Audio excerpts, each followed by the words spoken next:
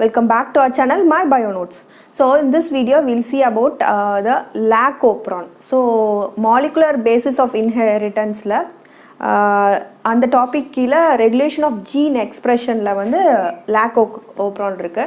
So let see the in detail explanation of a lac-operon.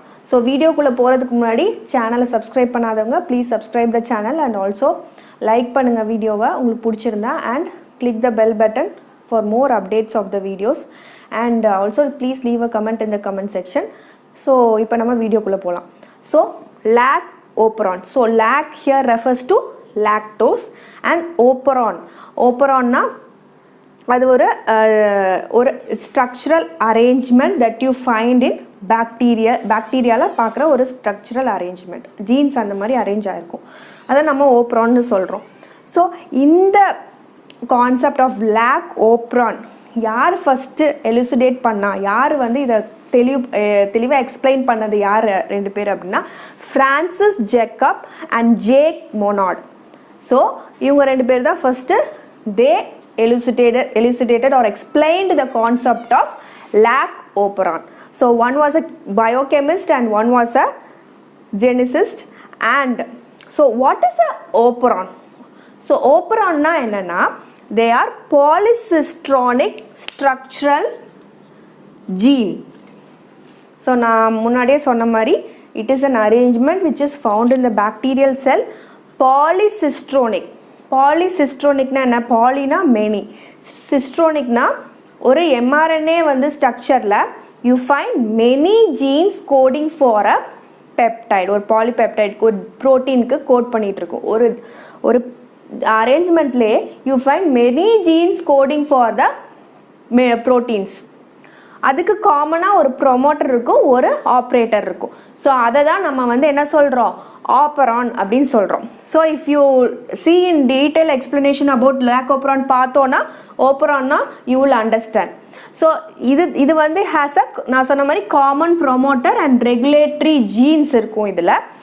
And இது தவிர lac-operon தவிர we have many operons. என்னெல்லாம் பார்த்தோம் அப்படின்னா trip-operon, ARA-operon, his-operon, val-operon, இது எல்லாமே நிறைய operon they have found. So இப்போ நம்ம lac-operon மட்டும் பற்றி பார்க்கலாம்.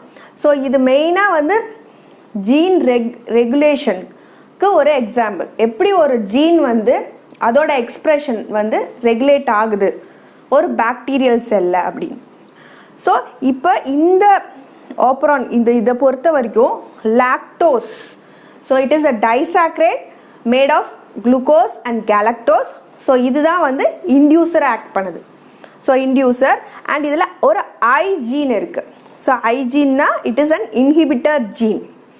ஸோ இந்த inhibitor gene codes for the repressor protein இந்த ஓப்பரானில். அண்ட் அது தவிர we have the ZYA structural genes இருக்குது. We'll see that in detail. And so இப்போ அந்த ஆப்ரான் பார்த்தோம் அப்படின்னா lac-operonல as I said we have the promoter region. I gene வந்து here, this is the I gene. So I gene if you see it code first வந்து transcription நடந்து translation நடந்தால் தான் ஒரு ஜீன் வந்து எக்ஸ்ப்ரெஸ் ஆயிருக்கும் இல்லையா அந்த இடத்துல. ஸோ அதே மாதிரி இங்கே இந்த gene I gene it produces first the repressor mRNA is produce, then the repressor protein is produce. So இந்த ப்ரோட்டீன் என்ன பண்ணும் அப்படின்னா ஒரு அந்த operator, so this is the operator region of this operon. So இந்த ஆப்ரேட்டர் ரீஜனில் அது போய் பைண்ட் ஆகிக்கும். ஸோ இது பைண்ட் ஆகிறனால இந்த ஓப்ரானோ டிரான்ஸ்கிரைப் பண்ணவோ இதுக்கப்புறம் தான் ஆக்சுவலாக அதோட ஸ்ட்ரக்சரல் ஜீன்ஸ் வருது ZYA. டிரான்ஸ்கிரைப் பண்ணவோ டிரான்ஸ்லேட் பண்ணவோ முடியாது, ஏன்னா இது பிளாக் பண்ணிட்டு இருக்கு வேவை இந்த ரெப்ரஸர் ப்ரோட்டீன். ஸோ இது வந்து எப்பவுமே வந்து this repressor protein will be bound to the operator region and it prevents the RNA polymerase from transcribing the operon. So இந்த ஓப்ரானை போய் நம்ம ரீட் பண்ணவே முடியாது அந்த RNA polymerase-ஆல. ஸோ இது வந்து எப்பவுமே வேவை பிளாக் பண்ணிட்டு தான் இருக்கும். ஸோ இந்த ஆப்ரேட்டர் ரீஜனில் இந்த ரெப்ரஸர் ப்ரோட்டீன் வந்து it is bound, it will always be bound to the operator region in the absence of the inducer. Inducer in this case is lactose is the inducer in this case. So what happens in case of presence of a lactose? ஒரு inducer இருக்கும்போது இந்த இது என்ன ஆகும், apron lock apron என்ன ஆகும் பார்க்கலாமா? So இப்போ வந்து இன்டியூசர் வந்துருச்சு. இப்போ நான் இன்டியூசர் என்னது, லாக்டோஸ். இப்போ லாக்டோஸ் வந்து மீடியத்தில் இருக்குது, ஒரு பாக்டீரியல் மீடியத்தில் இருக்குது அப்படின்னா இதுதான் இந்த யூட்டிலைஸ் பண்ணக்கூடிய ஓப்ரான். இந்த ஓப்ரான் ஸ்விட்ச் இது வந்து ஸ்விட்ச் ஆஃப் மோடில் இருக்குது. So the opron is in switch off mode. So இதை switch off பண்ணோன்னா lactose இருந்தால் மட்டும்தான் the opron will be switched on. So இப்போ வந்து in the presence of the inducer, இப்போ வந்து மீடியத்தில் வந்து லாக்டோஸ் இருக்குது, அந்த பாக்டீரியா வந்து லாக்டோஸை வந்து யூட்டிலைஸ் பண்ணிக்கணும். So see how the opron is switched on. So வந்து இப்போ வந்து அதே மாதிரியே the inhibitor gene produces the mRNA, repressor mRNA, then the repressor protein is produced. நார்மலாக அது ஆப்ரேட்டர் கூட பைண்ட் ஆகிருக்கும். பட் நவ் லாக்டோஸ் இருக்கனால, இன்டியூசரான லாக்டோஸ் இருக்கனால அந்த லாக்டோஸ் கூட இந்த mRNA ப்ரோட்டீன் பைண்ட் ஆகிறனால, mRNA ரிப்ரெசர் ப்ரோட்டீன், இந்த mRNA ரிப்ரெசர் ப்ரோட்டீன் பைண்ட் அது கூட பைண்ட் ஆகி இது வந்து இன்ஆக்டிவ் ரிப்ரெசராக மாற்றிடுது. எது, இந்த lactose. So the lactose binds with the repressor protein and makes it inactive. So இது போய் இந்த ஆப்ரேட்டர் கூட it can't bind. So அது structural change நடந்து it can't bind. ஸோ இப்போ இந்த பாத் கிளியராக இருக்குது. இந்த இடத்துல வந்து பிளாக் இல்லை நம்ம RNA பாலிமரேஸ்க்கு. So the transcription occurs, translation occurs and the gene is expressed. So what are the genes? இது promoter region, இது operator region இல்லையா. நெக்ஸ்ட் தான் நம்ம genes வரும். You might have studied in transcription translation. So இது வந்து transcribe ஆகி it produces the lac mRNA தான் first produce ஆகும். Next after mRNA is produced, all the translation நடந்து proteins என்னென்ன இது கோட் பண்ணுது ஒன்னொன்னோ. இந்த Z gene வந்து it codes for the beta galactosidase. So Z gene வந்து beta galactosidase, Y வந்து permease, A வந்து trans-acetylase கோட் பண்ணுது. ஸோ இந்த பீட்டா கேலக்டோசிடேஸ் எதுக்கு, it is for the break down of lactose. So lactose மீடியத்தில் இருக்குது, so it has to be broken டவுன்னோ.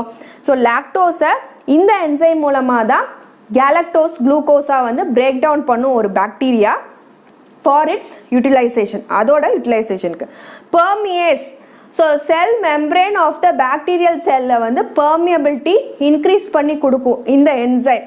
அப்போ தான் வந்து லாக்டோஸ் உள்ளே வர முடியும் இல்லையா ஒரு பாக்டீரியல் செல்லுக்குள்ளே, அதுக்கு தான் பெர்மியஸ் ப்ரொடியூஸ் பண்ணுது.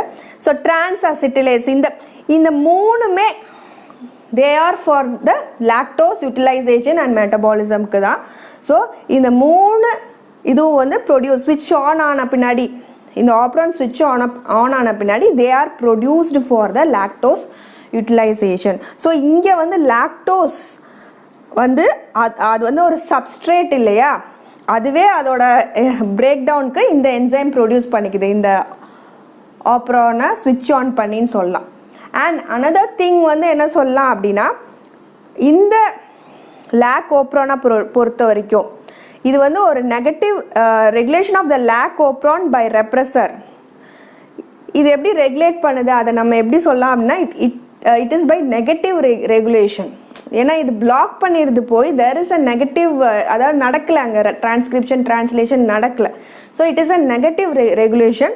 ஸோ இந்த regulation of the lac operon by this repressor protein is known as the negative regulation அப்படின்னு சொல்லலாம். பாசிட்டிவ் ரெகுலேஷனும் இருக்குது, but it will go deep, அதை கொஞ்சம் டீப்பாக படிக்கணும். ஸோ இப்போதைக்கு இது வந்து it is a negative regulation by the repressor protein. So thank you all for watching the video. If you like the video, do subscribe the channel and also video பிடிச்சிருந்தா like பண்ணுங்க and also share பண்ணுங்க and also please leave a comment in the comment section. Happy learning to you all. Thank you.